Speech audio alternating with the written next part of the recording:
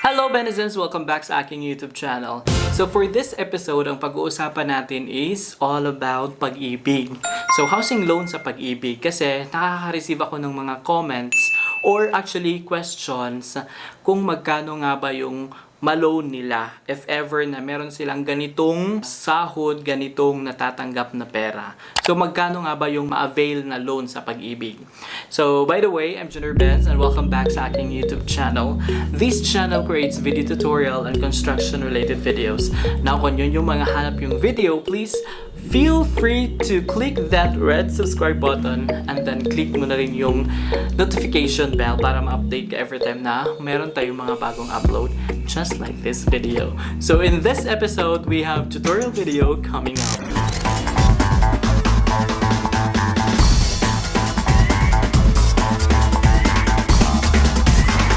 Thank you for clicking in this video, and ang ating pag-uusapan here in this episode ay sasagutan natin yung mga comments ninyo o yung mga katanungan ninyo based sa website ng Pag-ibig kung magkano nga ba yung ating ma-avail sa Pag-ibig loan kung tayo ay mag-apply for housing loan sa Pag-ibig. So by the way guys, before we proceed sa ating pag-uusapan in this video, disclaimer lang guys, I am not actually related sa Pag-ibig. So yung mga isi-share natin dito is kung ano yung mga na-research natin about in this topic, and also ang reference natin is sa website mismo ng Pag-ibig. So official website ng Pag-ibig. So yun. So balik tayo dun sa ating pag-uusapan for this episode. So ngayon, let's start the discussion.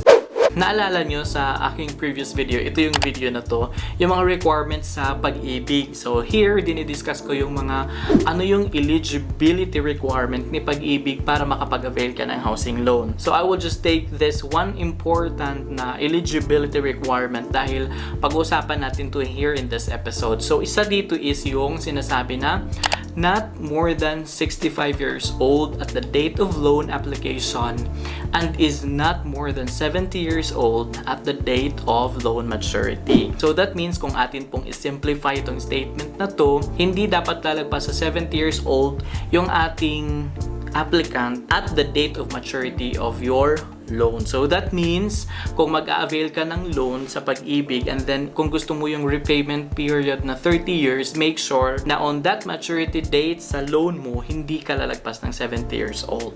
So simple lang, ang gagawin nyo is 70 years old, i-minus mo yung age mo ngayon.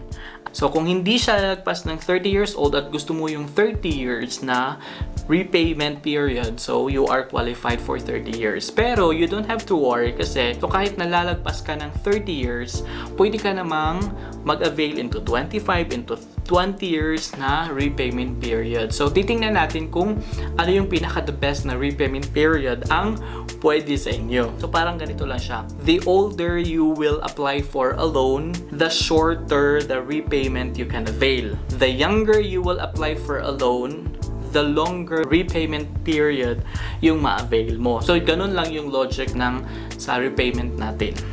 By the way, na-mention ko yung repayment period. Ano nga ba itong repayment period? So ito po ay ang loan term mo or amortization period. That means ito yung duration or yung length ng loan mo until na makumpleto mo yung bayad mo sa iyong loan, sa kabuoang loan mo. Say for example, sa Pag-ibig, meron tayong from 1 until 30 years. You can actually choose between on that duration. Pwede kang mag 1 year, pwede kang mag 3, 5, 10, 15, 20, and 30. So that is why mention ko yung eligibility requirement kanina. Kasi you have to calculate yung until 30 lang dapat. So ano nga ba yung advantage kung mag-a-avail tayo ng housing loan sa Pag-ibig and then we will also avail yung long-term na duration or yung long-term na repayment period.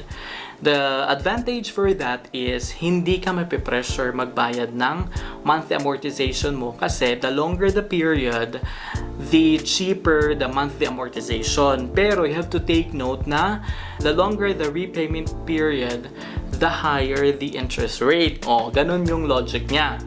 So kung mag-a-avail ka naman ng short term ng loan duration, that means medyo mataas yung ating monthly amortization. Pero makakalas ka din doon sa overall interest rate. Kasi nga, shorter yung in-avail mo na repayment period. So, yun yung repayment period. And then, meron din tayong tinatawag na repricing period. So, mini-mention ko lang yung mga terms na yun kasi para pag-discuss natin sa ating table, makaka-relate na kayo kung ano yung pinagsasabi ko. So, actually, yung repricing period, para siyang fixing period or cycle ng iyong loan na during on that period, so during that duration, hindi pwedeng magbago yung interest rate mo. Kung ano yung na-avail mo on that time, ganun lang yung babayaran mo on a certain period. So sa repricing period ay meron tayong 1, 3, 5, 10, 15, 20, 25, and 30. So, kada duration yan is merong corresponding percentage. Just like for example, kung mag-avail ka ng repricing period for 1 year, meron siyang interest rate na 5.75%. Kung mag-apply ka ng 3 years repricing period, meron kang 6.25% during 3 years. So, kung mag-avail ka rin ng 5 years, meron kang 6.5%. So, kung mag-avail ka ng 10 years, meron kang 7.25%, 15 years, 7.88%, 20 years, 8.50%, 25 years, 9.13%, and pinaka-longer na repricing period is 30 years, which is meron kang 9.88%. So ngayon, iklaro ko lang sa inyo ano yung advantage at disadvantage nito. Ang advantage niyan is, say for example, nag-avail ka ng loan sa repricing period of 3 years. So sa 3 years, ang interest rate mo ay 6.25%. So within that 3 years, magbabayad ka with interest rate of 6.25%. At hindi pwede yan baguhin within that 3 years. Pero pagkatapos ng 3 years, pag i-reprice yan, depende sa pag-ibig. Either pwede siyang bababa or pwede siyang tataas. So, mag-expect ka na after 3 years, kung nag-avail ka for 3 years period, mag-change yan. Yun yung advantage. Tsaka actually pwede siya maging disadvantage kasi hindi siya maintain on that interest rate. Pero kung mag-avail ka ng 30 years, say for example, 30 years, 9.88%.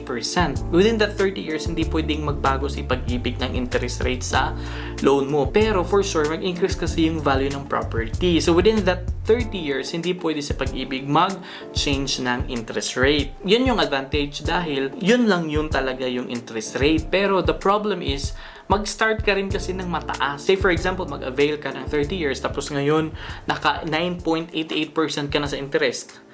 Whereas kung mag 3 years ka lang, meron ka lang 6.25%. So medyo malaki na rin yung difference nila, 'di ba? So actually yung kadalasan talagang mga repricing period is only 3 years kasi medyo practical siya somehow. Ang may advice ko sa inyo guys, if kaya nyo namang bayaran for a short period of repayment period, then go sa ganong package kasi the shorter the repayment period, the lower the overall interest rate ang ma-charge sa inyo. So I guess that's it for this episode and I hope na you learned something out from this video, and if you do, please subscribe to my channel and itap nyo na rin yung notification bell para every time na meron tayong bagong upload, ma-notify kayo. So actually, we reached more than 10,000 subscribers. So thank you so much guys, and siguro gagawa ko ng video for like Thanksgiving for reaching 10,000 subscribers. I'm happy sa mga nag-support sa akin, yung mga nanonood at nag-subscribe, yung mga lalong-lalo na yung mga hindi nag-skip ng mga ads, charts. So thank you so much guys, and I guess that's it. Have a great day and God bless. Bye!